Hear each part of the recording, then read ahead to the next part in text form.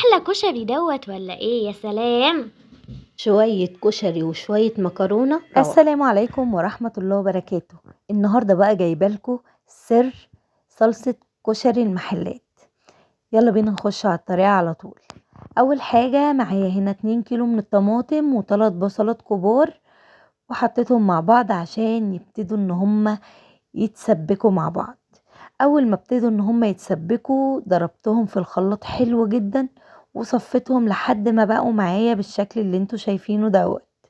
شايفين شكل الصلصة معايا عامل ازاي؟ هنا الصلصة قبل ما احطها على النار، كده المرحلة الاولى. بعد كده هاخد الصلصة ديت واحطها تغلي على النار، ومش هضيف لها اي توابل. لازم تغلي على النار كويس جدا، واحس ان هي ابتدت تتسبك التسبيكة المظبوطة للصلصة. هي ديت صلصة الكشري بتاعت المحلات، بجد بجد ريحتها نفسها بالظبط.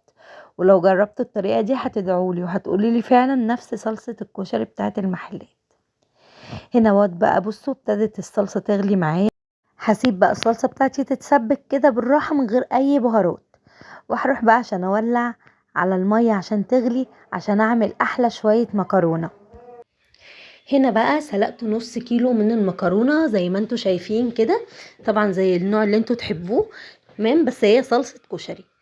هنا بقى صلصة الكشري بتاعتي ابتدت ان هي تتسبك كده، هنزل عليها بالبهارات. البهارات ديت الحاجة الاساسية اللي هتديكي نفس التطعيمة بتاعت بره.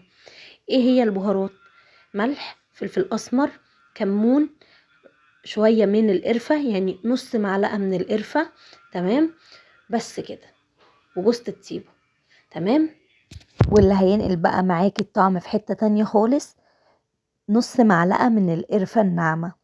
نص معلقة القرفة الناعمة ديت ادت الطعم والريحة، بصوا حاجة كده خطيرة. ولو وصلتوا معايا لحد هنا من الفيديو ما تنسوش تحطوا اللايك والكومنت الحلو اللي بيشجعني. إلهي تنستروا ما تنسوا تحطوا اللايك. وهنا بقى قدمت معاكم طبق المكرونة الخطير الفاخر من الاخر دوت، حاجة كده روعة في منتهى الجمال بجد. لو جربتوا الطريقة دي للصلصة هتعجبكم جدا. وكان عندي همبرجر، حمرت كمان همبرجر معاها. وبقى الطبق معايا بالشكل اللي انتوا شايفينه دوت، والصلصة تقيلة. وباقي الصلصة طبعا شلتها في الفريزر عشان طبعا بقى الكشري. تمام.